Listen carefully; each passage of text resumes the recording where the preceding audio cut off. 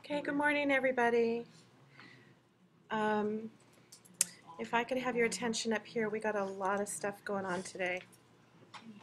And thankfully, gratefully, Monday's a holiday, right? So I know that most of you celebrate President's Day.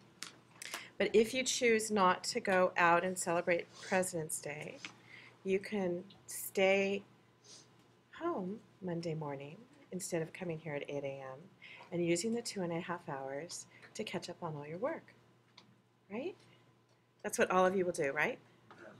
Most definitely, okay. Will the DAC lab be open? You know, I'm sorry, unfortunately it won't be open. There's a sign up there that says it won't be open on Friday, and it won't be open, on Monday. So, okay, so now let me try and reduce your stress a little bit and have your attention up here so it's beneficial for all of you. So by reducing your stress, all of your deadlines for your assignments remain the same. And that's because I don't want anybody really to fall behind and have a false sense of security that you have more time than you actually do. If that makes any sense? Does that make any sense? No, it doesn't really, right? It does a little. But what should make you feel a little more relaxed is, although you're going to be late on the deadline submission and you'd get counted down for being late, I left the window open so you can try and submit late, because I know that some of you today might not finish Chapter 3 in time for the 11 o'clock deadline. And I don't want you to lose points, and I don't want you to blow off the chapter. I want you to do the chapter. So, but I also this morning feel strongly that I want you to stay with the lecture and let me demo chapters 4 and 5 to you, particularly since we're not here on Monday. That way you can keep moving forward and feel like you're mastering the chapters. Does that sound reasonable? Yeah? Any questions on that? Okay. All right, so then hang with me here. And let's go over our printing technologies lecture, which I told you that we only did part of the other day. And it's actually super important. And the reason it's super important is because most of the way we're teaching InDesign right now is to get you prepared for print files, for offset printing. So if you have a laptop, I'd be forever appreciative for you to close your lid. I know I told you you could continue working, but I'm changing my mind because I opened the deadlines. So if you have a laptop, I'd love for you to close your lid.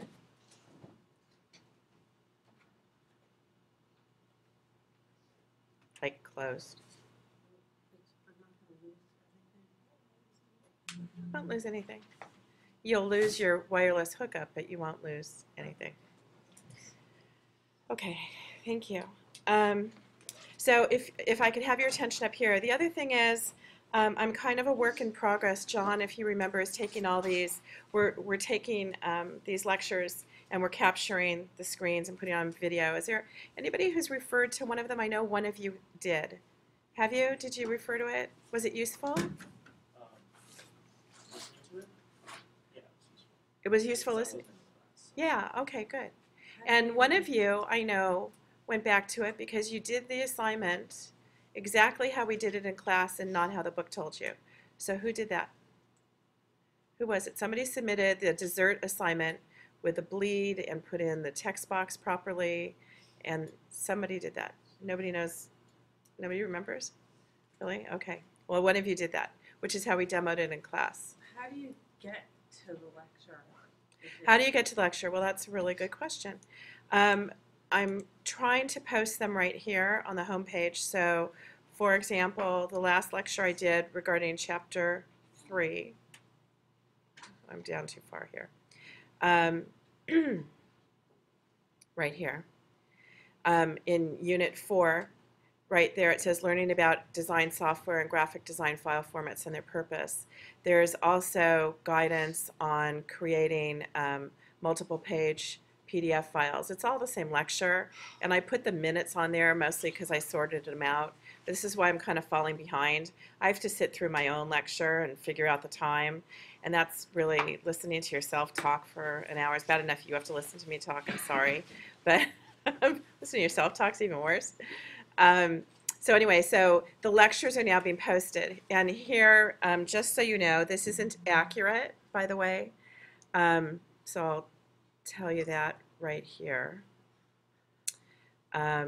This is not accurate, but I'm starting to build a resource for myself right there. If you can read that web address, I'm starting to build a resource for myself that I will ultimately post for all the classes. So if you write down this URL address, as I build it, you'll be able to grab the lectures as I build it. If it's wrong, don't tell me I did it wrong. That just means it's not finished yet. So you're kind of getting my little backdoor work in progress to the lectures. Do you follow what I'm saying? You can see how I'm starting to kind of get there. So it's going to morph and change, but if you write down that address, you can kind of sneak in there and grab the lectures. You know, you can grab a lecture, play it on your laptop, and listen to my voice while you're brushing your teeth or something in the morning, right? You know, that way you can just put me as background noise. Maybe you'll absorb it. But it's useful. Sorry, it's my website, victoriatorf.com/GDP111, and then /Victoria Torf Lectures 111, and the spaces are underscores. So, and I will try and post them on the homepage, but that might help you guys. You all done writing on your hand, Carlos? People are going to go, oh my gosh, you have a web address on your hand. Good. I know. I have a friend who writes all his notes on his arm. So his arm looks tattooed with all kinds of reminders, but it's just black Sharpie that eventually disappears. Okay. All right. You guys see the movie Memento? Anybody? Yeah. Anybody know that movie? Yeah? Long time. Remember that guy? He had a tattoo on his forehead. No, on his chest. Yeah. Chest? Chest, arms everywhere. Chest, arms everywhere. And it was all backwards. Did you see it, Ben? It's kind of creepy, right? But he had a tattoo on his chest that was backwards, so every time he'd look in the mirror, he'd remember things because he had short-term memory loss. So if I did something like that, can I get extra credit, like right across here? No, I do not encourage that. I could see it now, victoriatorf.com, and backwards on your forehead. That would be frightening, actually.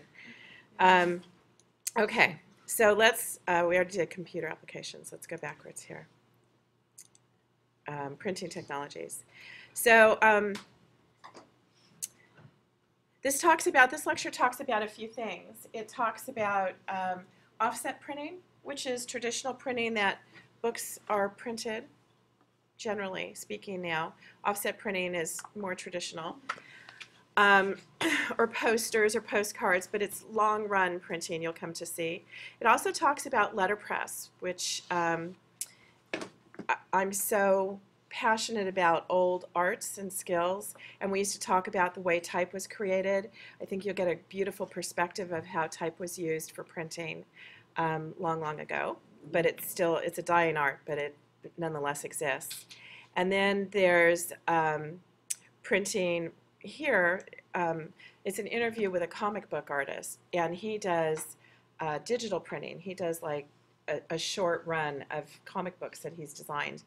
And the reason it's a super valuable little video is because he really tells you that if you wanted to self-publish a book, how you go about doing it digitally. So they're all super valuable videos. And before I play them, I want to just talk about a few little terms and talk about commercial printing itself. Because generally when I'm doing printing for clients, like I'll do product sheets or I'll do books or I'll do manuals, it'll be offset printed, which means that there's printing plates. So the picture that you see in front of you about how magazines are printed, that's what it's referring to. So there's different size print shops. There are print shops that will print small runs of things. There's a print shop in Carpinteria, for example, named Rockwell Printing, and the shop itself is probably smaller than our classroom. but I always evaluate print shops based on whether you can eat off the floor or not. It's a funny little criteria. And Sunny used to work at a print shop. We had a guy cleaning constantly. Yeah. Always picking up. I'm serious. Sonny said what he said is he had a guy constantly cleaning up and picking up. And the reason why I use that criteria is can you eat off the floor? Because if you're orderly and organized and you have a clean surface to work on, you have a clean mixing table to mix inks, you have a constant vigilance for keeping dust, when we used to use film, for keeping dust off film negatives, which would mean clean printing plates. And when you cut something, when you're cutting stacks of paper, that you discard the waste and recycle it. All that kind of organization and cleanliness and type A-ness, for lack of a better term, means that that's the printing you're going to have delivered to you. It's going to be clean, beautiful, type A, and well done generally. So that really is my criteria. And Rockwell Printing's like that. I would eat off their floor. I mean, I'm not sure what I'd eat off their floor, but you got the idea. Anyway, it's a small little print shop, and they generally do small runs. They have a one-color press, and they have a two-color press. So a one-color press would be, for example, printing this black ink on this green sheet of paper. One-color ink, black. Green sheet of paper isn't considered a color. A full-color press would be a four-color press. And if we look at, actually, you know what? If we look at the contents of this book, it's all black and white. There's no color inside this book. But it wouldn't print at a small print shop because they couldn't handle the volume that this would be printed in, which is probably in the tens of thousands. I'm not going to say hundreds of thousands, but at least tens of thousands. So that would go to a larger print shop. Bless you. There's printing presses that are four-color presses, which are usually medium-sized print shops or large print shops. And there's printing presses, as you'll come to see, that are 6-color and 8-color. And what a 6-color press would be, can I have your book for a second, please? Mm-hmm. What a 6-color press would be, this cover is printed with something called process color, which is considered cyan, magenta, yellow, and black, often referred to as CMYK. Remember that little YouTube video of this, what was the gangster video? And he kept referring to CMYK. That's cyan, magenta, yellow, and black, the inks, the 4 inks that make up the illusion of full color printing. A 6-color press might be full color, process color, plus a coating to protect the sheet, or maybe a silver metallic or gold, you know, for a logo or something like that. That would be an additional color, plus a coating. That would make it 6 colors. Or they might do something called a varnish, where part of your cover, and I'll show you these with different samples at different time, part of your cover might be dull looking, the other part of your cover might be shiny. Anybody seen something like that before? So a dull varnish would take a roller on the press. A shiny varnish would take another roller on the press. A PMS ink, which is Pantone Matching System. We're going to get into those in a couple weeks. Pantone Matching System inks. If you matched a logo color, let's say you had to match exactly a logo color and it was a specific ink color, that would take another roller on the press. So you could get up to 8 colors on a press with 2 varnishes and 2 Pantone inks and full color process. You've filled up all the ink wells. So those would generally be much larger printing presses, so much larger printing companies. So the reason why you would consider, if you look in front of you on the different size print shops, small, medium, and large, the reason why you would need to consider that would be when you design something, you need to consider your client's budget. So if you have a client without a lot of money, don't go design something that is, you know, an 8-color print job. As a designer, we love to get fancy and have fun and design beautiful things, but chances are your client's not going to be able to afford it, right? Or imagine you as a graphic designer want to launch your business and you think, okay, I'm going to design something with a metallic ink and I'm going to have it shiny and not shiny and I'm going to make it full color, and you've now created business cards for yourself that are a few $1,000s instead of, you know, something that's maybe a couple $100s.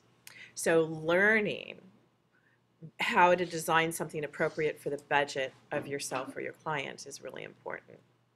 Of course, if you're designing with full color now, you're going to do something called print on demand, right there at the top here. Print on demand means it's a digital printer. It's more high-end than what a copy shop might be. And print on demand means you could use a full color, create a full color book like this, but you'd only be printing one of them. It'd be expensive, one, but it means that you can control it by printing with smaller quantities. And that would be an example, the print on demand will be an example of the comic book designer that you'll see his little video. The other thing is when we first started the class, we talked about all that film work. I showed you all that film work on my art boards and told you how expensive it was. Nowadays, we don't create film anymore. We don't create negatives or film generally. If we are offset printing, we bypass the film process and we go what's called computer to plate or direct to plate, which means out of the computer of a pre-press department at a print shop, they'll press a button and they will spit out printing plates, so the image will be printed on the metal printing plates. And if it's a 4-color job, there's 4 printing plates. And we'll start to learn more about that later on. But I just want you to know the terminology they might be referring to when you listen to these videos. Okay, so let's just start with the first one, which is how magazines are printed. This is a web press where it takes maybe 2 or 3 or 4 pressmen or press people. I've never met a press woman yet, as a matter of fact. And it takes 3 or 4 people to run this huge press, and they do what's called inline bindery. So not only do they print the publication, but they'll also take this monster web sheet, cut it. Web means it's on a roll, like toilet paper, paper towels, huge monster roll of it. And they'll run it through the machine, which you'll watch, and then it gets cut at the end of the press run and often folded in the same action. So you'll see that. That's a web press. Saddle stitch? I'm sorry? For a saddle stitch? For saddle stitching, yeah. And all this you're going to see here at the end of the semester, we're going to go to a very large print shop, which is probably the size of a football stadium. And we're going to see all of this done from beginning to end. I think I mentioned that to you. The letterpress, it'll speak for itself. I don't need to embellish that one. You'll just enjoy it. And here's commercial printing, which will introduce you to a lot of terminologies and ways that you will, as a graphic designer, work with a print shop. I always say make your printer your best friend, because that's where you're going to get all your information. If you need questions, call them first before you design something so you know how you're designing. And let's just get started.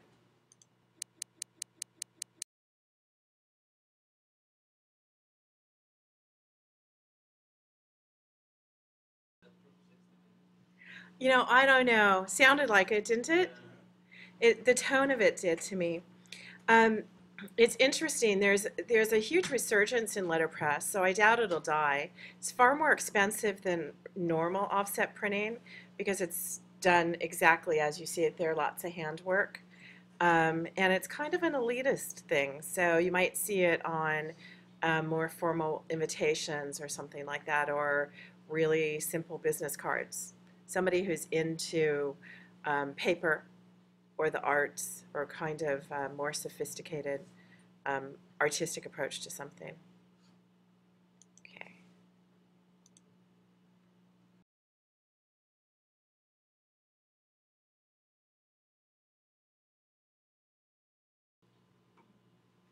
So there, you got a crash course in printing. What'd you think?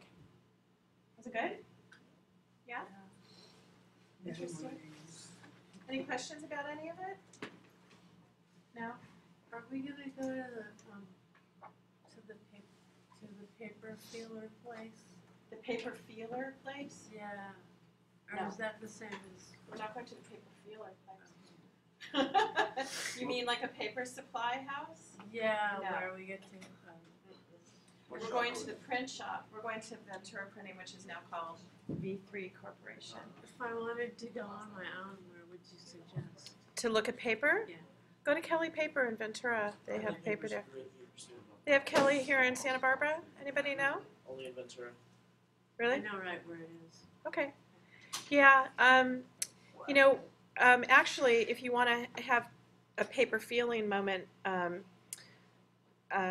we will have it in class. I've got a whole cabinet filled with print samples and different swatch books so you know how to specify paper and all of that. So we'll do it here so you'll see the different effects. And yeah, I talked about varnishes and foils and all that. I also have samples to show you that, but today's not the day we're going to do it. We're going to run out of time if we do that. Is there any way that we could purchase swatches and samples? Yes. Wow, you guys are hungry for all this, aren't you? That's, I love the questions. They're great. Let me walk down here and see this. Let me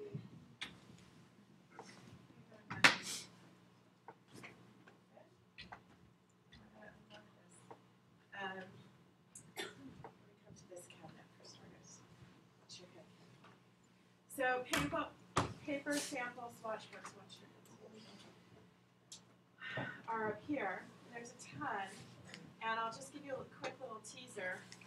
So, for example, when paper houses manufacture paper, they're paper's made out of mill. And then there's the mill that makes the paper. This paper's called Fraser Writing Collection. Paper comes in different weights, and they make swatch books for it. So your question, Thomas, doesn't matter. Okay. Your question was, can you purchase the swatch books for paper? Yeah. No, they're free. So on the back of most of these swatch books, it'll have a distributor. This one doesn't. But there's one called Unisource. There's one called Unisource is the one that's on National Paper, Nationwide Paper. Sorry. And they have 800 numbers, and you can call up and tell them that you're a graphic artist and you have a project and you'd like to talk to their sample department. And if you, I don't know how willing they are to do this if you don't sound professional enough, but if you say, I'm a graphic artist, I have projects, can you send me a paper cabinet? They'll send you that. They'll send you a box filled with swatch books like this of the papers that they distribute. And the reason they do that is they want you to specify their papers. So they'll give you the swatch books, and they're designed solely for the purpose of promoting the paper. I'll just pass this one around because I don't want to get too deep into this. We have a different day we talk about this. And then I'll pass this around, which shows you there's different kinds of papers in here. Like this has this translucent paper, which is, I'm sorry?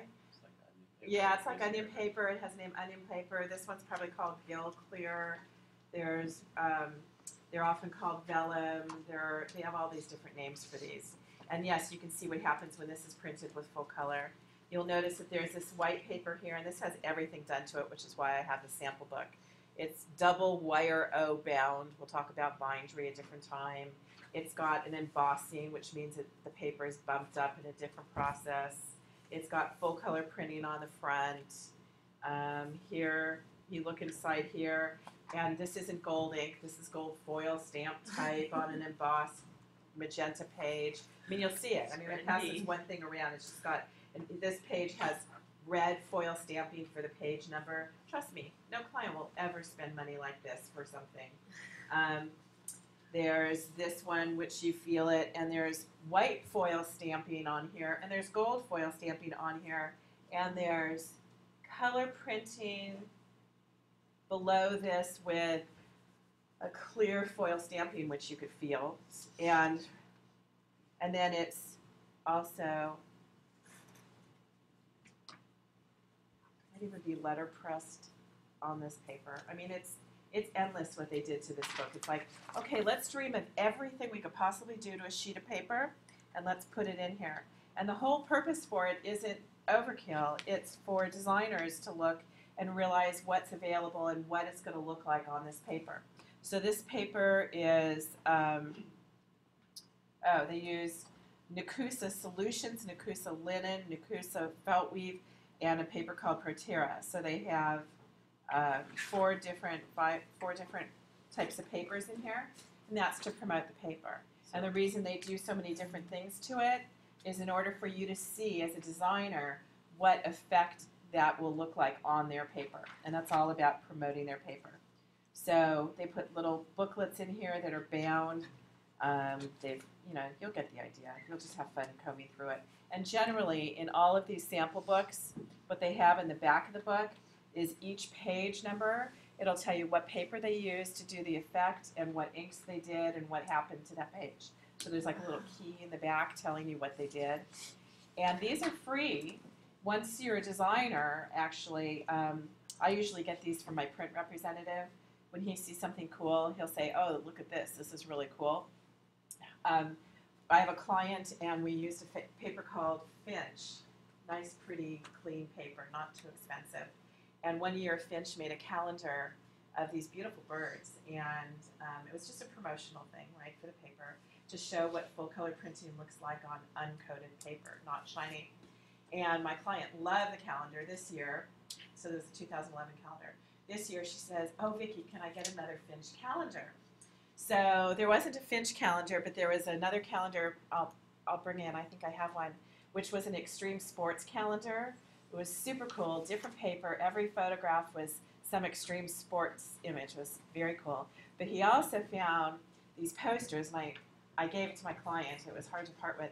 They were posters that were this wide, so 48 inches wide, like a parent sheet of paper, and about, maybe 8 inches tall, and they were embossed. So they were they went with the extreme sports kind of look. So it was like the side of a mountain, but they were embossed to look like the different levels of shale on a mountain and printed, and they were just so beautiful. And everybody wanted one of them, so she's now asked for another one. Can you find another one? And they're so hard to find when you find these good promotional things that I don't think he found another one for her, but there's cool stuff. Let's just close this so you don't. So that would explain probably the cost difference in like Hallmark cards and stuff. Absolutely. You know what? That's such a good analogy. That would explain the difference in Hallmark cards. When you go to a Hallmark store, so it was Valentine's Day, right? I don't know if you guys buy Valentines or anything, but it was Valentine's Day, and I thought, how can I buy a packet of inexpensive Valentines so I can shoot them off to the people I want to?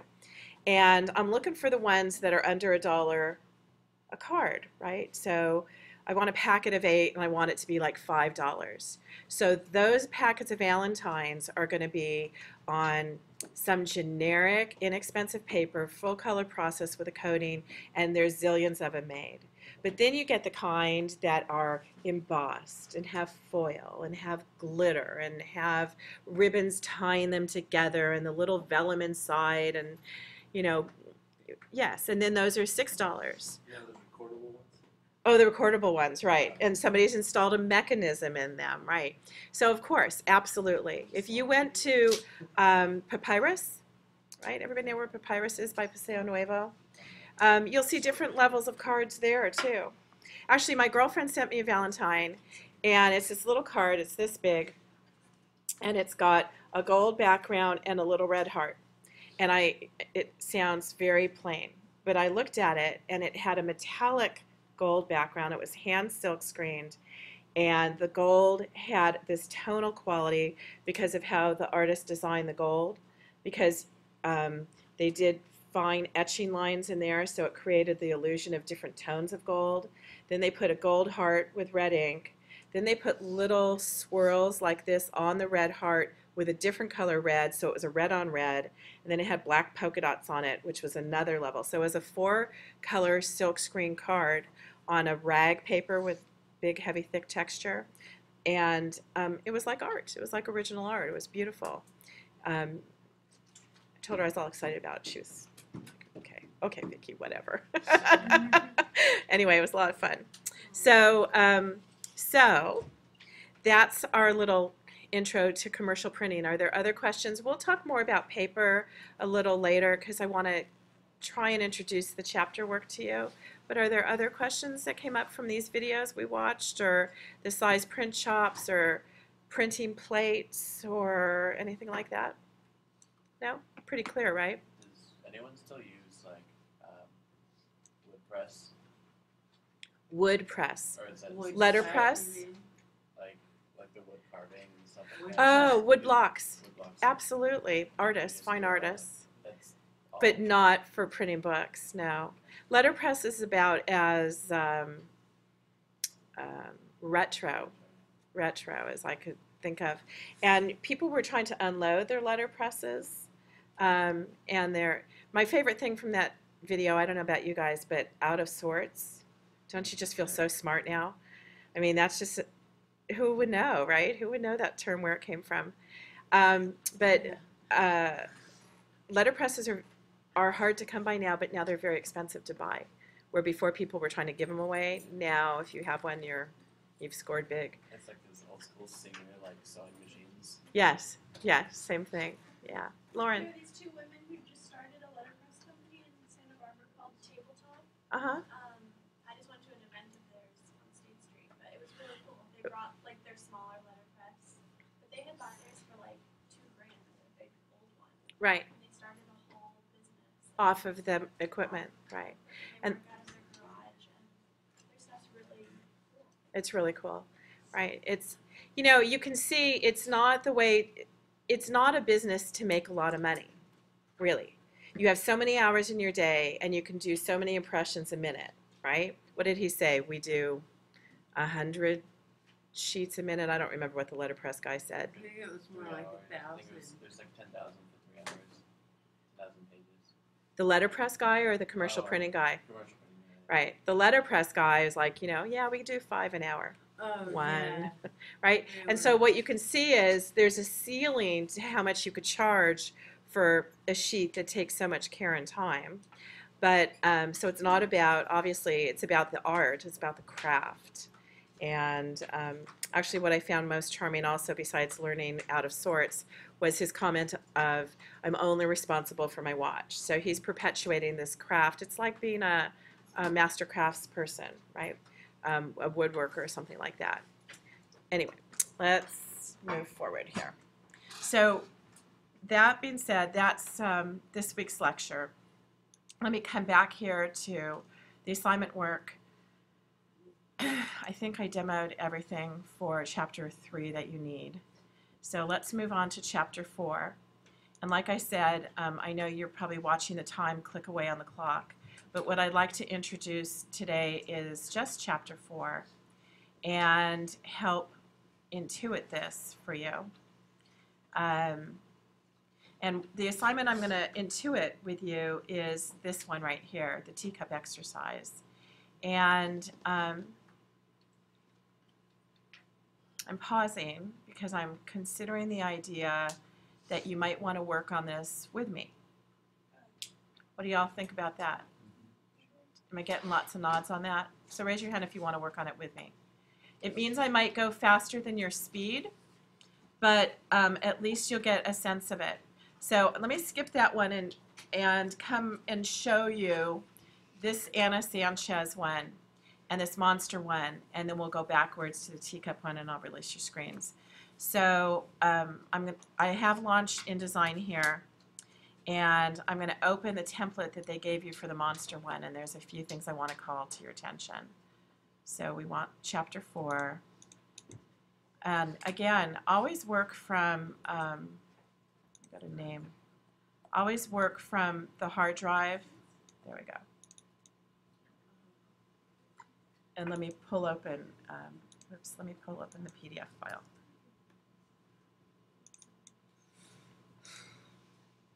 Deep sigh. I heard a deep sigh. Okay, so for this assignment, we're going to talk about a lot of things, and we'll do it as we go. But again, if you need keyboard shortcuts, they're always found on the first page of the student handout for the chapter work. This one is confusing, and I'm going to demonstrate this one, so just watch it carefully, and you'll get the hang of it. Now, when you place boxes in InDesign, it gives you XY coordinates. And the best way to do this exercise, let me show you right here, would be to make a new InDesign document, so File New or Command N, turn off facing pages, move this into my screen here, and then place the PDF file in InDesign. I think I mentioned to you when I was talking about file formats that InDesign lets you do way too many things way too many inclusionary things like placing PDF files. So what I'm going to do is go to File, and I'm going to go to File Place. I'm going to locate that PDF file of the student handout right here. But the key here to place this graphic, this PDF file, is to show import options. And then I get to scroll through the document that I'm looking at to figure out the page I want to place. And I locate this one, and the page says Preview Page. That's what I want to place. I click OK. My cursor is going to load with the graphic, and then I click in the upper left corner, and it places this PDF file. Now, InDesign has a view of an object as to how it's displayed. And this is kind of chunky if you look at the type in front of you. It has a low resolution picked preview. Remember that description? So if I go to high quality display, see how it sharpens up a bit? And I've now placed the graphic. I'm sorry? Where is that under? Object, display performance. You can also click on the object and hold down your control key, and you'll see display performance here as well, down here, high quality display. It doesn't make it print any better. If it looks chunky on your screen, it doesn't matter. The reason you might want it is because it just feels better to look at a crisp page. And I'm going to lock this by going to Object Lock, because what I'm going to do here is create a little text box for my X coordinate and a little text box for my Y coordinate. And let me describe what this is all about to you very simply. Let me go to View in Normal Mode. And each of these is a little vignette. Here's our first vignette. So don't look at what's in front of you. Let's take our eye back to my InDesign artboard here. And you notice that you have a ruler for a page. Let me zoom out actually. So for this page, this 8.5 by 11 page, here is the 0 coordinate up at the corner, and here's the 0 coordinate up at the corner here. Now, let me try and grab my templates here. I've lost some stuff. Come back here. You can move all these templates around, and that's what I'm trying to do, is take you to this one. So what this whole assignment is about is measuring X, Y coordinates based on a reference point and how things get measured in InDesign. So if I right now added a page, again, I've lost everything. Let me go back to my default here. There. Let me go back to Vicki Type. There. Okay. If I go to the page panel right now, and I added a page so you can see this more clearly and cleanly, and I draw a text box right here. This text box, if you look at my XY coordinate up here, the upper left corner of my box is at 0.91 inches right here. So that if I draw a guide, let me go to preview mode, normal mode. So if I drew a guide right here, this vertical guideline, this is my X guideline, my X coordinate, and it says that it's at 0.91 inches. If I draw my, hi John, if I drag my guideline for my Y coordinate, you'll notice that it'll lock in at 1.54 inches. That's measuring the upper left corner of my box. And how I know I'm measuring the upper left corner of my box is this little reference thing. See that little black check? That says my box is measuring the XY coordinate by the upper left corner. If I click the center, see how my coordinates change? It's measuring by this coordinate in the center. If I go to the bottom right corner, it's measuring my box based on the bottom right corner of my page. Does everybody get that concept? All right. Now you might say, who cares? Well, the reason you would care is this. So let's say I'm making a new document and it's an envelope, a number 10 envelope. Let's see if I have that as a choice. I don't. So number 10 envelope I think is, I could be wrong, I think it's 9.5 by 4.25 tall. And let's say with my window envelope, I need to make a window envelope so everybody's address sits in the window of a window envelope. Everybody get that? And as a designer, I have to specify what my window envelope looks like. I have to specify whether this window envelope is going to have a square cut corners, or whether this window envelope is going to have rounded corners like that. You all know what I'm talking about with window envelopes? How do you, How'd I do that? I know. Super cool. I just kind of slipped that one in there for you. Emily, this is new to CS5. I actually think it's completely cool. So actually, this shows up in this chapter, I think, as a matter of fact. So here's my rectangle. What I did was I made my object active in my rectangle. And notice I have this little yellow box. And this is click to edit my corners. And it's, yes, super cool. So I can click on it, and it puts diamonds in my corners. And if I don't hold any key down, but I just clearly drag this corner, all four will change. Here it says, notice it says press shift to change only one corner at a time. So here's how I change all of them. And notice the R says the radius of the corner. So if I want my corner a 1/4 of an inch, now it's a 1/4 of an inch radius. See that? How it says it? And trust me, it is so easy compared to what it used to have to be. So that's now what would be important is I would click on this, go to my reference point, because I might have instructions that my window might need to be 3.5 inches wide, and it might need to be 1 1/4 inches tall, and it might, for example, need to be at 5 inches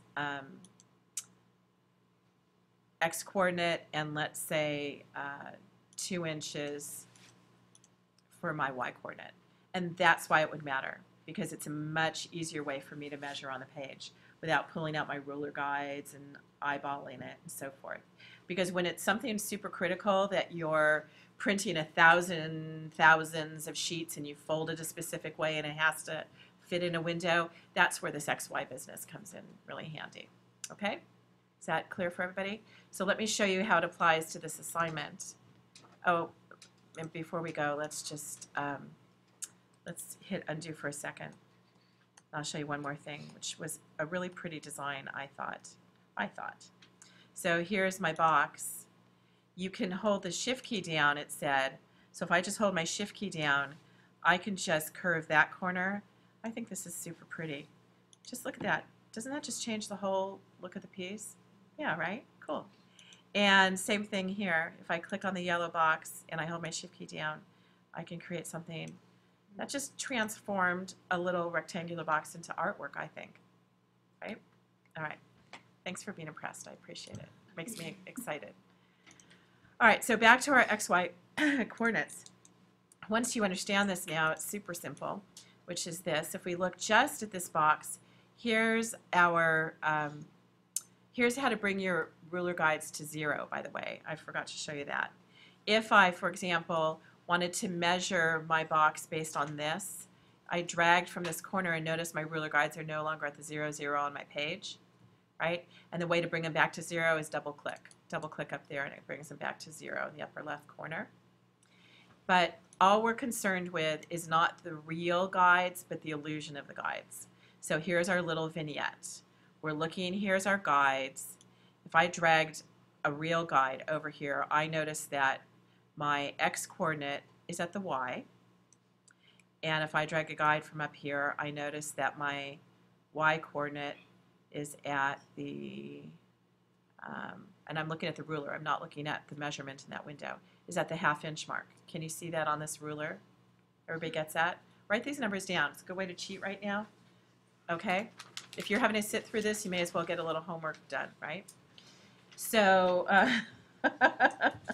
John and I know you got it right.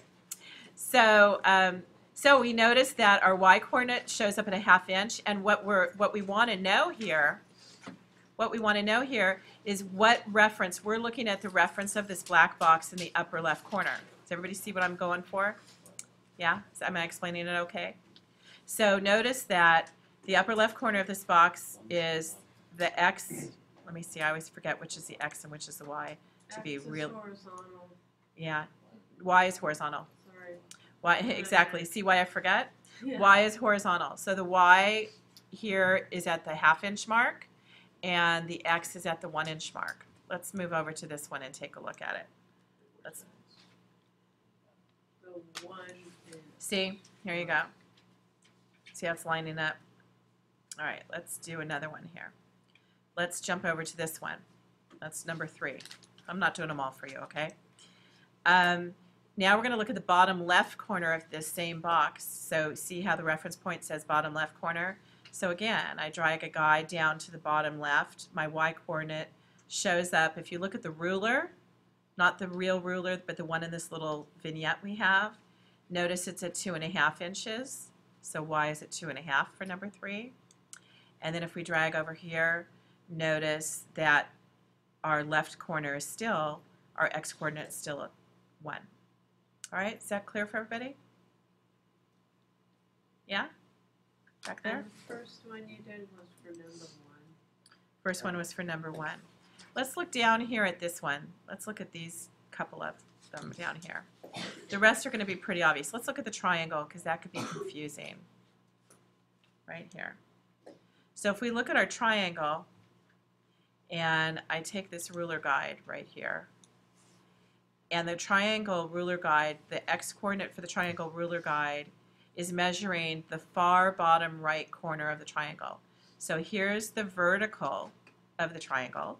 Y'all with me on that? The vertical of the triangle measures at the 3-inch mark, right? You see that on the ruler? Ravindra, you with me? Am I making sense? Yeah? Okay. And then if I drag this, it wants the bottom right corner of my triangle. Well, there is no bottom right corner to my triangle, right? But if you make a triangle in InDesign, it takes the entire object box. So let's do that. Let's go back to this page 2. And if I make a triangle, if I go to my polygon tool in InDesign, and I make it 3-sided, right? And here's my polygon, and let me fill it with black. You're saying how do I measure the right corner and how do I measure the left corner? Y'all get that? Right? Well, I measure it because here's how I box in the object box for this triangle. Even though it's got 3 sides, the object box is this whole rectangular area. See how I drew my guides to it? So this corner, this is in the real life image. So this corner, the upper left corner to my triangle, the XY coordinates show up right here. You see that? So your x is 6.215 up there. And my Y coordinate for the upper left corner is 5.1. But that has nothing to do with this assignment, so don't write it down. Otherwise you'll confuse yourself.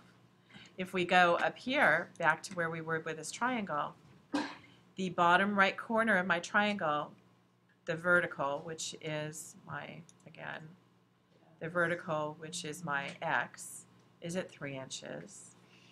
And my y down here is, if we look at the ruler, not that little gray box, the y right here is at 2.5 inches. Everybody follow that?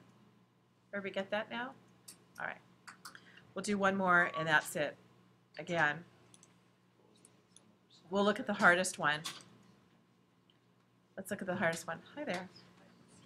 Jenny's giving a presentation later. I I'm remember. just leaving these here for her. That's so good. I'm so glad you reminded me. Yes. That's so good. She will be here. Okay. That's good. All right, man, we're going to have a really busy day today. Okay, you guys.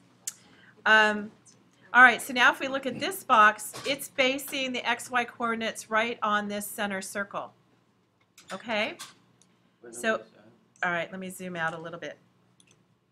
This is number 9.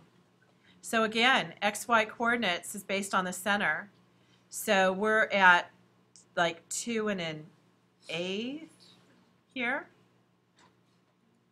That's a quarter. So 2 1/8. We're at about 2 1/8. That's good enough for me. y equals Okay. And then the x equals, we're at 2 5/8. Y'all following me on this? Is it clear at least? Mostly I want it just to be clear. Okay. yeah, how did you get that? How did I get that? Well, if you look right here, look at the ruler right here, Yeah. I see. the ruler right ruler's on the here. ruler. See where it's on the ruler? That's how I got it. But with the shape, I mean, what does it have to do with the shape? What it has to do is the bounding box of the shape. It has to do with this bounding box of the so shape. you just It's just the divide them bounding in box. half? I mean, in quarters? No, I'm basing it on the center reference point right here. Uh-huh. Right here, see? It's telling me, look at the center reference point. Oh, And so I look at the center reference point of this box and I drag a guide so I see where my XY coordinates are. Are you kind of guessing? On the left here, on this one, You're not like doesn't include that. I kind of guessed. If you give me 2 1/8, that's good enough for me, which would be 2.125. Or what's 2 1/16? 2.06. Help me, John. 2.16 is 2.0625. 2.5. See, John knows Wait a everything. minute, I'm not sure. But so you should be able to figure it out Yeah, by it's simply 2.625. like being there, and then it'll. Well, here's what you're going to look at, Ryan. You're going to look at this ruler here, not the real ruler of your document. You're looking at the. I know that, but Okay. Like if I were on an actual document working on it myself, and I wanted to know where it was, Oh, I could like drag a guide there, and it'll tell me, right? no, watch. Well, it'll like tell me what. No, actually, that's not true. Watch this. Watch. So here, I'm going to put my reference tool in the upper left corner. See that? It exists. I'm going to make it in the upper left. I'm going to fill a polygon, I don't know, my triangle. I'm going to fill my triangle. And I have this square bounding box, right, for my triangle. And you'll notice right now, I'm not even doing anything. I don't even need to drag a guide, okay? I don't need to drag a guide. My bounding box is active. My reference point's in the upper left corner. And this right here, X, Y, see that? Yeah. It tells me. oh, If I want to move this to 2 inches, X, Y, 2 inches, 2 inches, I just can type it in here. I move it to 4 inches. This X, Y coordinate tells me. I don't have to guess. I don't need my ruler guides. What's the point of like the other page? What's the point of this assignment? Oh, is it to know? Okay, I see. The point of this Okay. assignment is to show you an image and you have to guess what the XY coordinate is. So the point of this assignment is for you to acknowledge there's a reference point tool here. The point of the assignment is to acknowledge that when you place a graphic in InDesign, an object box or a text box, it has a place on the page. It creates like the smallest square around the object. Is that right? Correct, that's called a bounding box, correct. The smallest square around the object, And the corners of those are the corners. and the corners of those are the reference points. Precisely. Exactly. Yes. Yes. If I knew that I wanted to center this box to the page, and I know that my page is 8.5 wide, half of 8.5 wide is 4 1/4, right? So I could right now click on my center reference point, and I could change this to, I hope I'm going to get this right. I can change this center reference point to 4 1/4. Oops, did that wrong. Oops. There. Did I type it wrong? There. So now I know just by making my reference point in the center and typing my x coordinate at 4 1/4, I've now centered this box in the page. And if I want to center it vertically in the page, half of 11 is 5.5. So now this box is totally centered to the page just by me knowing the size of the page and how to work with the coordinates. Did that confuse you more? No. Okay. Good. Any other questions about that one? Alrighty. I realize we're going to run out of so much time in this class, so I want to make sure I've shown you. We're going to have a little chat by a woman named Jenny Jacobs who took this class before. The other thing I want to show you is this, which is actually fun to do. This is the Ana Sanchez note card. And again, they give you the work, the documents for it. So let me come to the folder. Oh, they don't. They tell you to make a document out of this. So what I want you to notice is this is a table tent card. Does everybody know what a table tent card is? Oh, Or actually, this yeah. is actually this one isn't a table tent card. This is a menu card. So this is a full card. So this is like getting a greeting card in the mail, where here's a photo, and then you open it up and you read it. Yeah? But what it means is this photo sits here.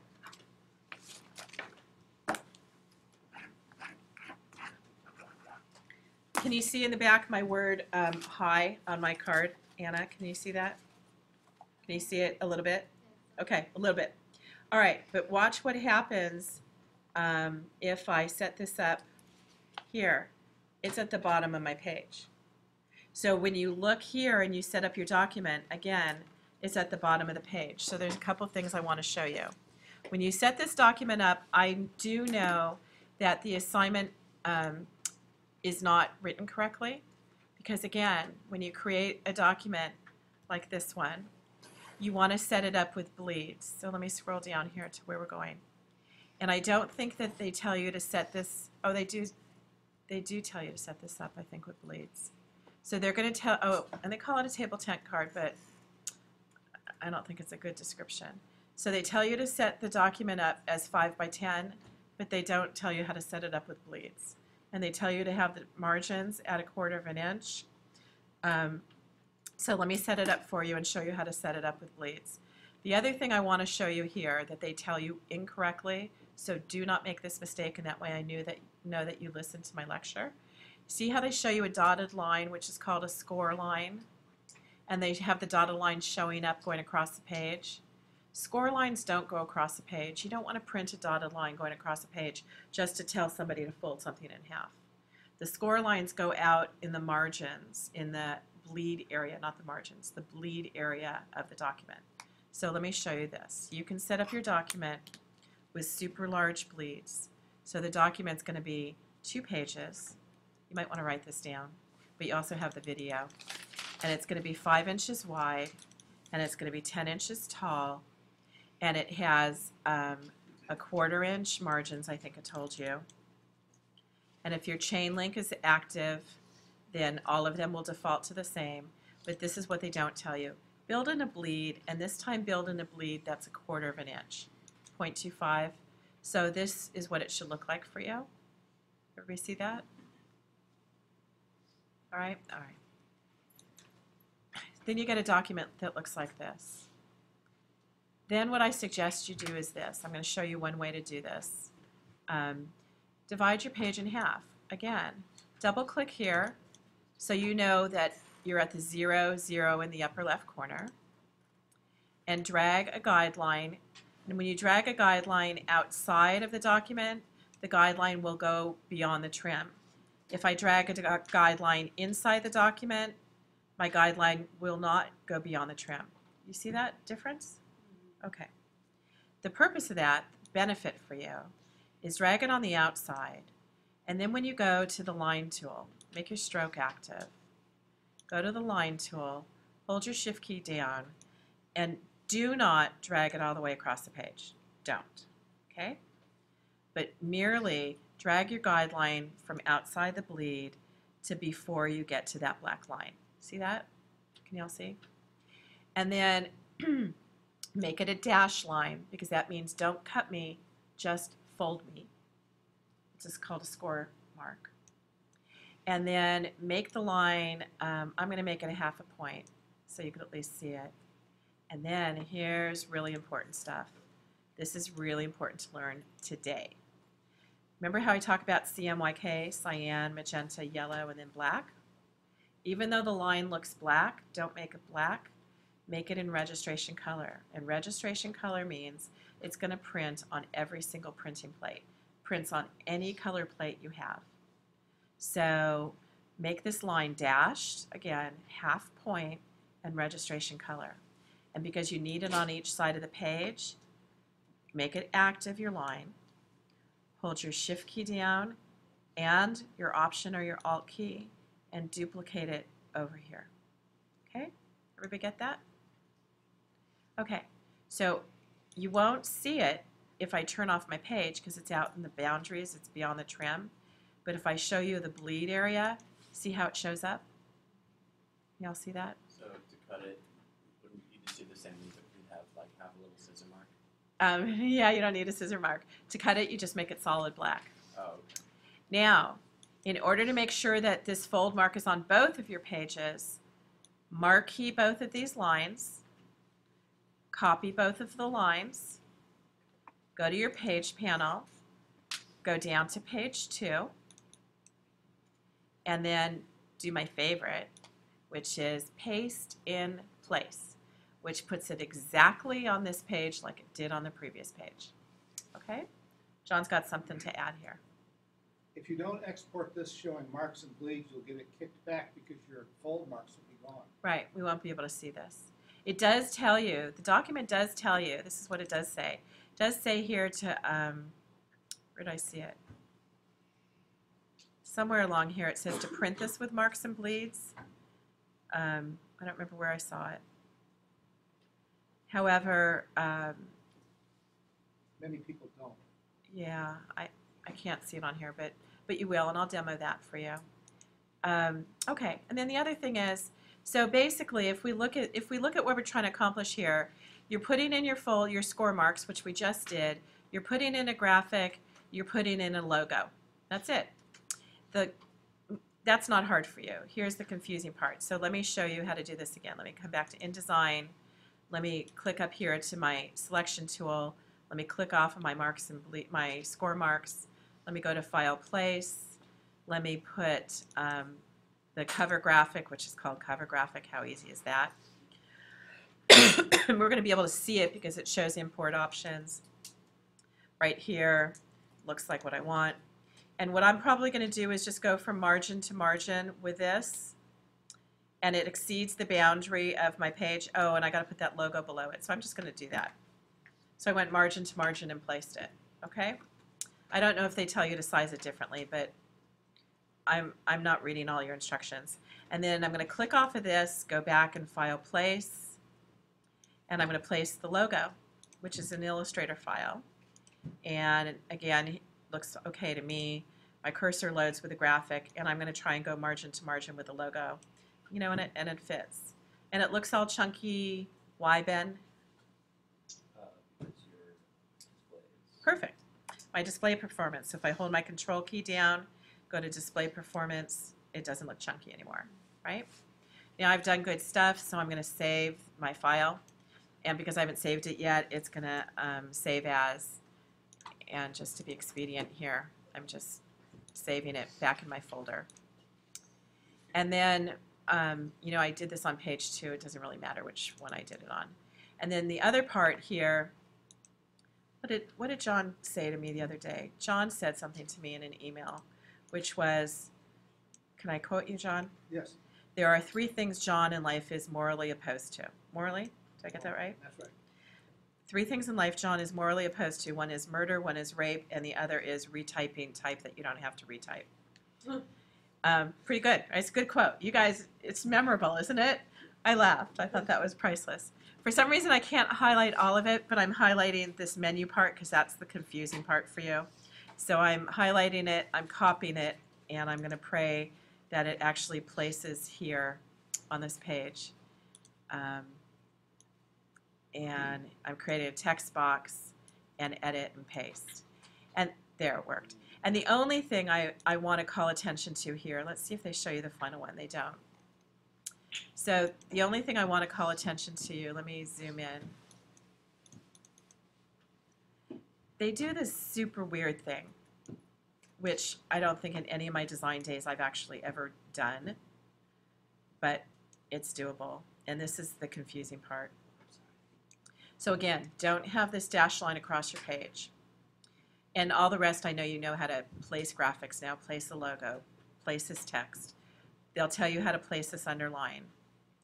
I want to call attention to what they want, which is really here. You have text here. You notice that it's small caps. You've done that already.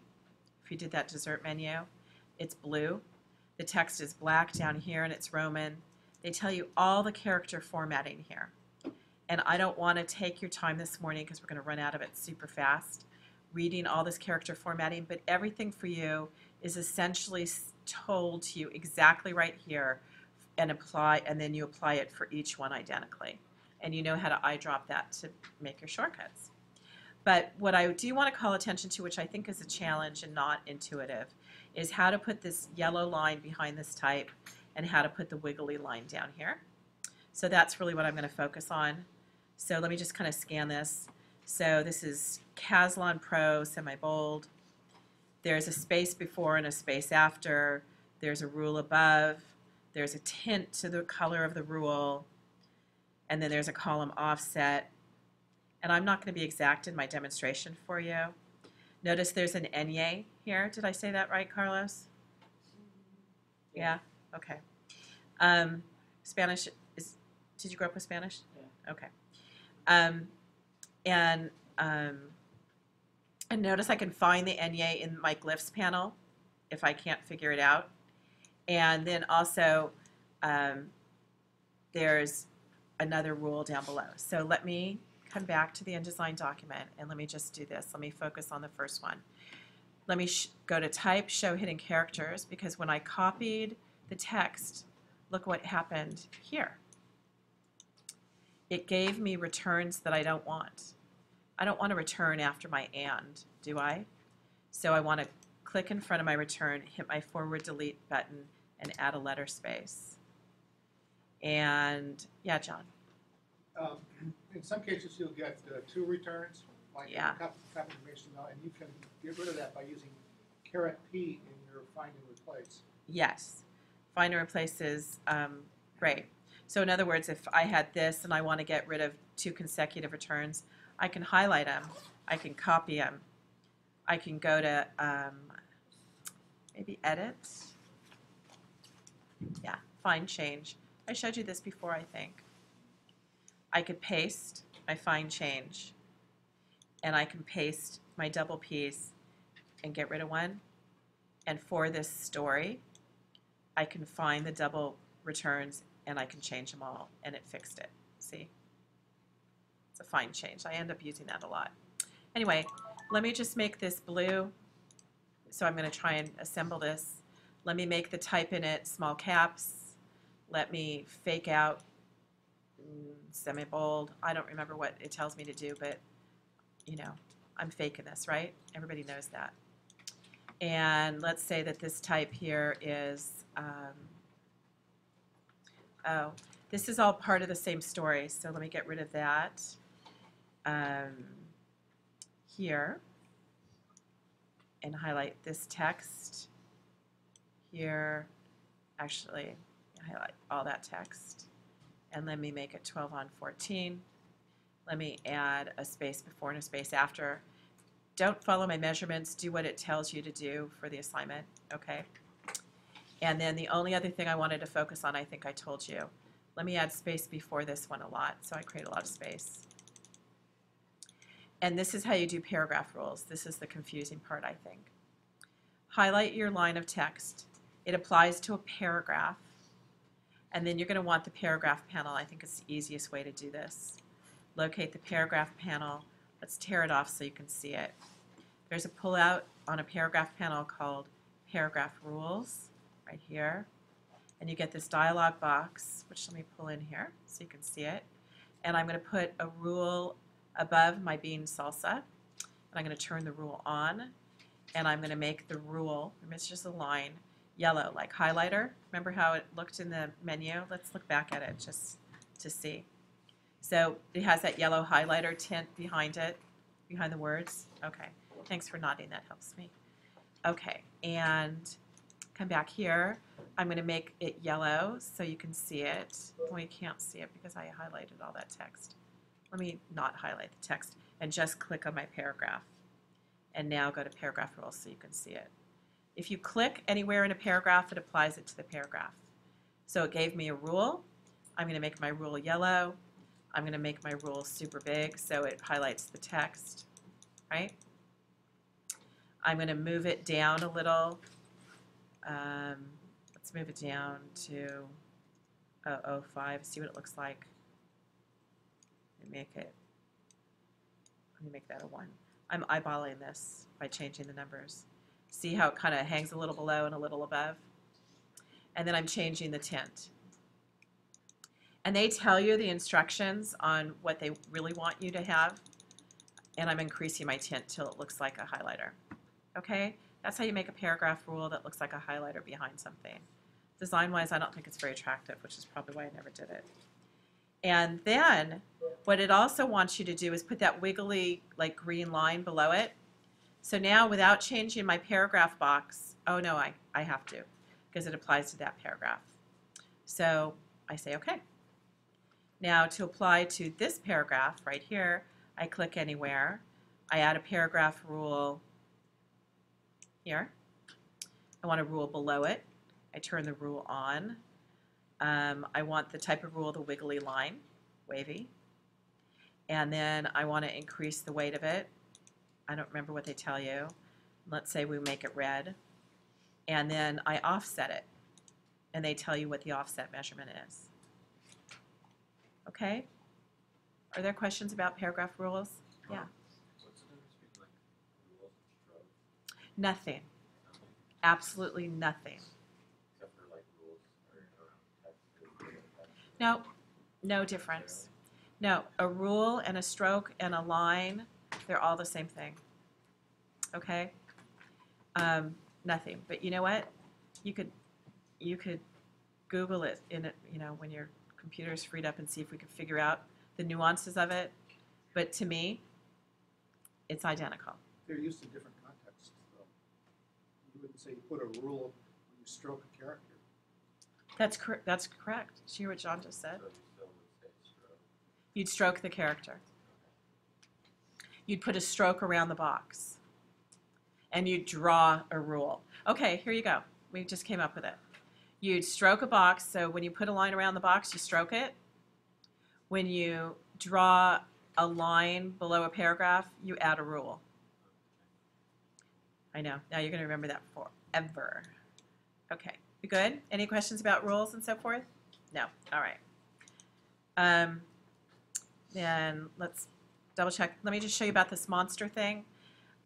There's a couple things I want to point out, which is, let me open up the template. Oh, here, one more thing. So we have this document created, right? In order to show these bleed marks, let me save my document again. Let me show you how to export it. This is super key. All the how to export to a PDF file will tell you to be doing this anyway. When you click on how to create a PDF, the instructions always tell you to do this. Go to high quality print, Adobe PDF preset, save your document, export it as a PDF. This is after you packaged it, okay? Then you get this dialog box. This is what you click on. Marks and bleeds, all printers marks, use document bleed settings. Be sure to do that, okay? Be sure to do that. And then you click on export. And I'm going to come back here and make sure it opens as a PDF. And you'll see right here that it gives you your crop marks. It gives you your bleed marks. It gives you your color bars at the top. Remember you saw that on the printing video where they were measuring the ink flow? And that's, hi there. How are ya? I'm good. Good. We're running late. You remember how that always goes? Yeah. I haven't changed my format very much. I'm always packing too much into a lecture. So you can see this little dotted line. That's what John and I are going to look for as your score marks right there. Okay. So that's for this one. How long is your spiel? I have an 8-minute video and I'm just talking for. However long I ask you questions. Right. Okay. Okay. All right. All right. We're really going to run out of time. And I don't have to show the video. You don't have to show the video. I don't have to. It's We just. can link the video. We'll Right. link the video. Okay, there we go. That's- We'll link the I video. can just give my spiel. We like your spiel. Your Okay. personality is better than a video. Okay. Let me show you one more thing on this monster one. And then the teacup one. Man, we're really running out of time, aren't we? Oh my gosh. Let me show you the monster one. And we might just be running behind. See how you do on your own with it. Otherwise, we'll grab it on Wednesday. There's a template and an explanation. Oh. Monster. Oh, there is? Okay. So if you go to the web, curmudgeon.com, John's website, he's got help for this monster one. But the key to the monster one is this. There's a couple things I want to point out to you here, which is you place all your graphics, and placing graphics isn't hard, but there's a few things I want to show. I used to get students ask me, how come the type on this monster is blue? And the type on this monster one is blue because it's been converted to outlines. Can you see that little blue outline around it? And when I run my mouse on top of it, my cursor, you can see all the vector points. So it's been converted to vector artwork. So all you really need to know is it won't look blue. If I go to preview mode right now, see it doesn't look blue anymore. That's what it looks like when it's become a vector graphic.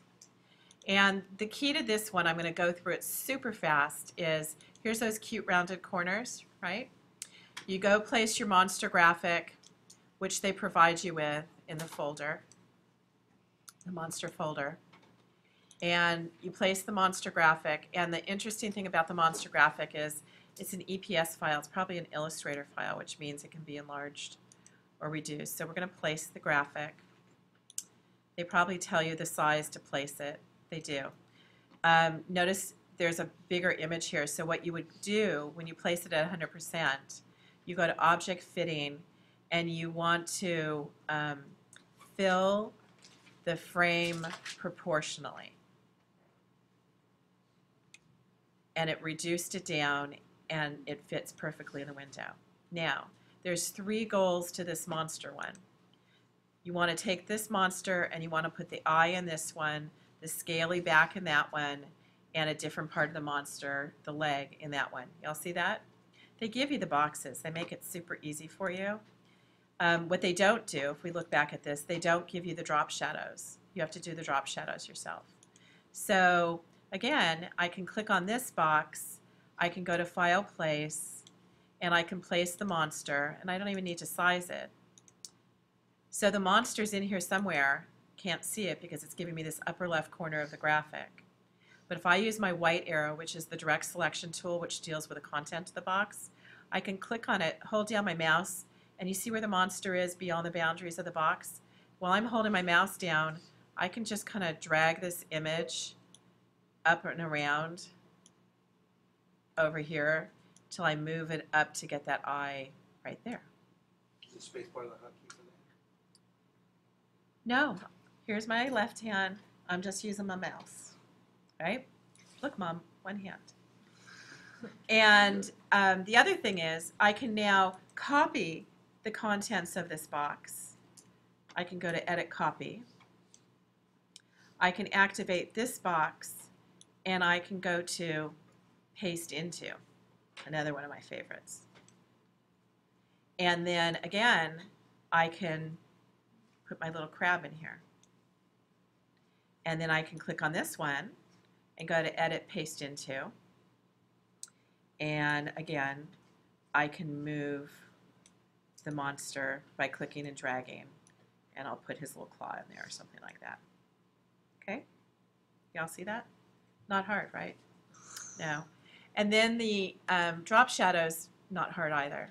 I can activate these 3 boxes, and I can go to the effects panel in the upper part of this formatting control bar, and I can add an object effect to what those boxes are that are active. Go to the drop shadow, and I can preview it, and you know what, the default is just fine. And there you go. So now you can see what it looks like in preview mode. Nice, right? Now pay attention, this wiggly line has a drop shadow too. Okay, so the details, you know, I'm not giving you all the details. Look at this and make sure it totally looks like what you see. You have a lot of work in front of you on the weekend to do these. So we're going to skip demoing that one teacup one. And you know what, when we come back on Wednesday, I'll do it in class. So you can wait if you want and do everything else. And then I'll demo the teacup one in class, okay? Because I want you to have time for wonderful Jenny who's here. So, any questions about what I'm demoing here? Okay. Then let me do this. Let me stop this and let John. Yeah, you're being videoed. Or they're not going to see you. They're going to hear you. I know. Okay, so this is Jenny Jacobs. Jenny was a student of mine. How many years ago? 2 years. Really? Mm-hmm. Wow. Okay, so 2 years ago. And Jenny's here to talk about the AIGA, which is the Graphic Design Association. But I made Jenny come in person because Jenny is the person you need to ask. Jenny's previous profession was like accounting or something, bookkeeping. Did I get that right? I was a database specialist for a litigation support company. Okay, now understand, I kind of twirled my hair when she said that and said, really, that's great. But now Jenny is a graphic artist, so I want her kind of to give you a little excerpt of how she's transformed her life after she gives you her Graphic Design Association spiel. Okay? So let me start by saying that I'm on the board of directors for the AIGA Santa Barbara, which is, like Vicki said, a professional design association here in town. And I have flyers to hand out for you guys. But right now we're doing a student membership drive. And what we do at AIGA is we provide like inspirational, educational, and networking events here in Santa Barbara for people who are interested in design, professional designers. We do graphic designers, illustrators, photographers, all kinds of stuff. Industrial designers come to our events. They're great for networking. If you guys are serious about becoming designers or you want to network with people who are professionals to get a better idea of what it is like to be working in the field, our events are great. The membership right now for students is only $50, and that's for the entire year. You go onto our website, aiga.org/join to join. They're going to ask you for proof of your student status.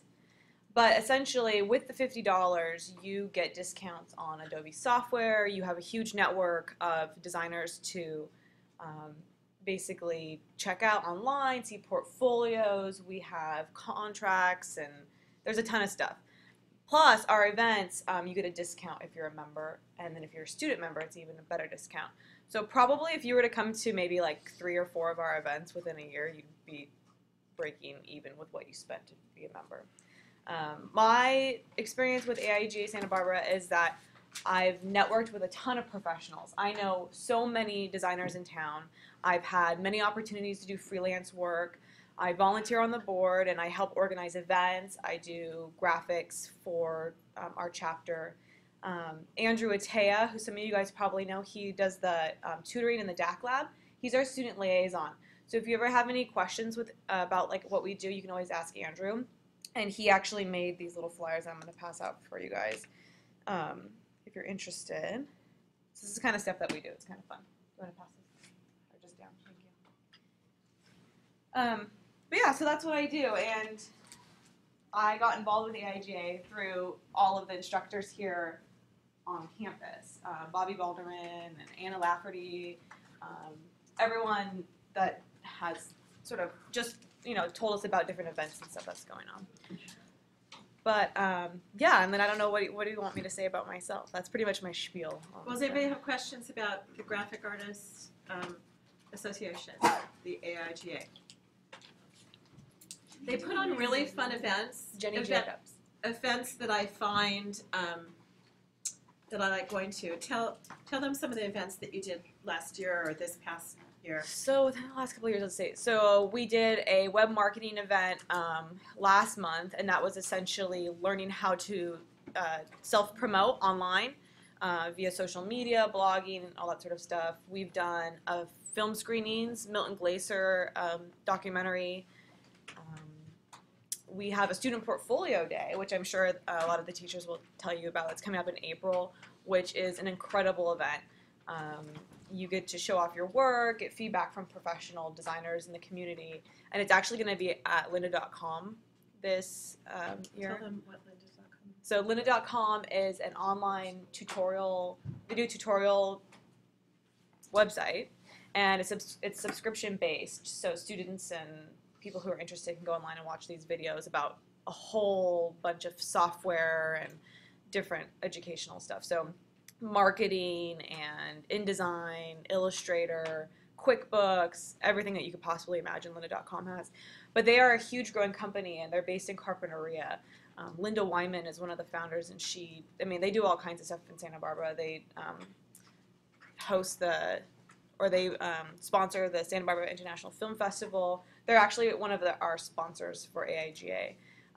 But it's an awesome building. So if you want to just come and like check out how Lynda.com is set up in Carpinteria, I think that's incentive enough to go check out the portfolio.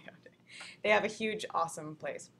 But yeah, so those are the kinds of events we do. We also do just networking events where you can come and meet with other designers in town. We did a Share Your Stuff event a couple months ago, I guess it was November, where we asked everyone to sort of bring one example of work that they've done and then pass those out and sort of share and network with different designers in town. That was great. I actually brought a friend of mine who's a photographer in LA, and she networked with a couple people at the event and got some work. So that's the kind of stuff that we like to support. Yeah. Paper houses? Paper mills that come to your house? Print books? Print? No? Maybe in the past, but not since All right. In the past, I've also experienced where they've had events and paper suppliers. You were asking about getting paper. Oh, They've maybe come the to edible events. event, or yeah, we had sponsored by Mohawk, but I didn't go to that event. Right. Yeah. So sponsored by a paper mill, which meant that they brought all their very cool stuff, and everybody went home with majorly filled goodie bags, like 50 pounds of paper. So happy things, right? And then I went to one event where they introduced the new Adobe software that you're working in. So it was when Adobe was launching it, Mm-hmm. and they gave away a free Creative Suite. So spend $50, and I think you get a lot of mileage and networking, and probably well worth it if you can come up with money. And if you can't come up with the money, come to the events. Right. Because You don't have to be a member. you don't have to be a member to come to the events. And it's super valuable. Yeah. And fun. And it's fun. Jenny posts constantly on Facebook. We do, Constantly. I'm constantly. getting Jenny Zings on Facebook for the graphic design group. So you might want to Facebook. Yeah, we have a Facebook group page. I recommend that you join our group versus just like our fan page, because that's where most of the meat of our content is coming from. And I essentially manage the social media. Somehow that got dumped on me, even though I'm the membership director. But so I post constantly, as Vicki said. So if you want to be bombarded by my posts, but it normally has to do with events for AIGA, different opportunities, conferences, interesting stuff about the design that I just find. That's what I like to share. So when you guys are all free on your computers, you can go on Facebook.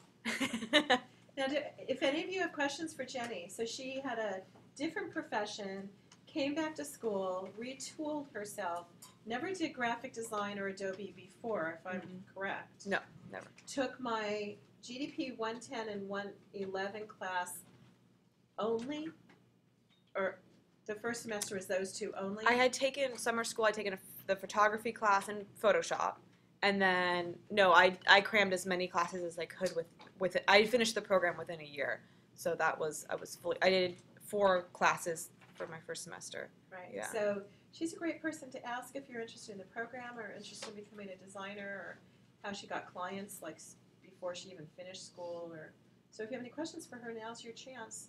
You have Jenny live and in person, and I can't think of a better person to be a good resource person for you all. Anybody have a question? It's real. I mean, yeah. Go ahead.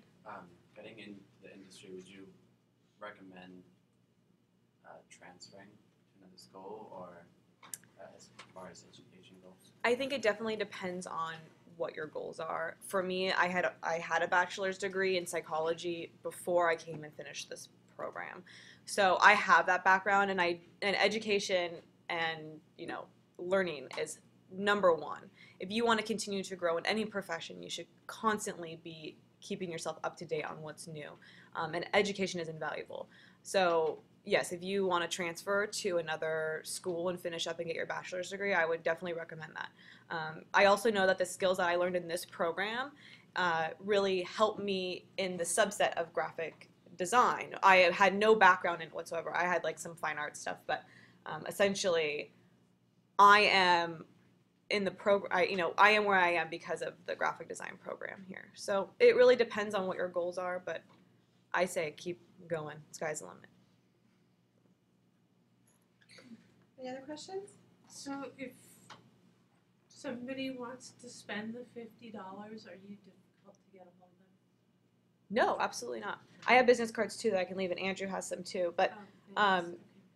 you can go on to the website if you're interested, aiga.org/join. It's on that little card I passed out, and that's how you can join. And you just, depending on where you live, I mean, Santa Barbara chapter is our only chapter within the Ventura, Santa Barbara, and actually all the way up to San Luis. We really don't have another chapter. There's chapters in LA and San Francisco, but you just specify who you want to join with, and so Santa Barbara chapter would be what you would want to do. Yeah, and I'll leave business cards too if you guys ever want to email me with any questions. I'm more than happy to talk to anybody or get on the phone with you guys. But yeah, this is a great program. Vicki is a wonderful instructor. I remember learning the exact same monster thing, and it was plenty of stress and moments where I was like, oh, what the heck am I doing? But now it's like second nature. So these are the building blocks that you totally need to get designing. And I'm sure there's parts where you're like, why am I ever going to need to know how to place this like that and make a round corner? This is so stupid. But it's literally invaluable. It's all second nature. I use the shortcut commands to do most of this stuff now. And it makes life that much better. So pay attention. This is the foundation, the building blocks. Any other questions? No? One of the things I admired most about Jenny was so you know how I told you how hard the class is and all the work. The class is tons of work, and Jenny took 4 classes at once, and you know how much work I dish out in one class. So if you have both my classes, imagine she multiplied that times 4. So she worked, I think, 24/7. You probably didn't have a life. No. No, it was Lifeless. lifeless, right? But she moved through it. That's because she really wanted to get going. Mm-hmm. And by working so hard at it, she honed her skills so well, and really it was like a huge immersion program. It's like moving to another country and not speaking the language, and not ever speaking English again, and learning the language, by being immersed in it.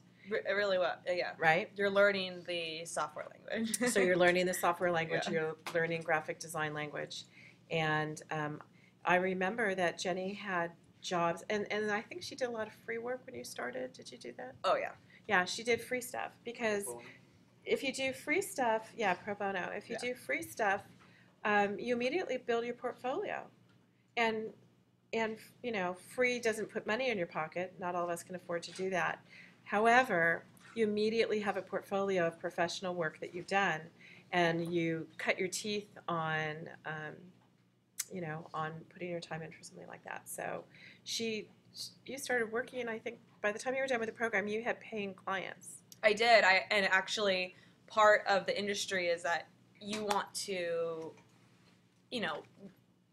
do good work and be personable and be professional.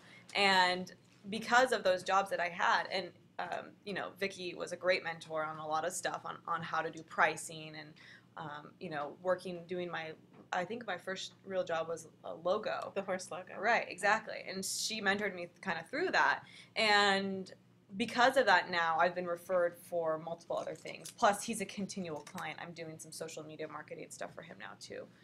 So networking and references is a really big deal, especially kind of in this economy. I feel like who you know and Especially in this town. especially in Santa Barbara, you are 100% correct.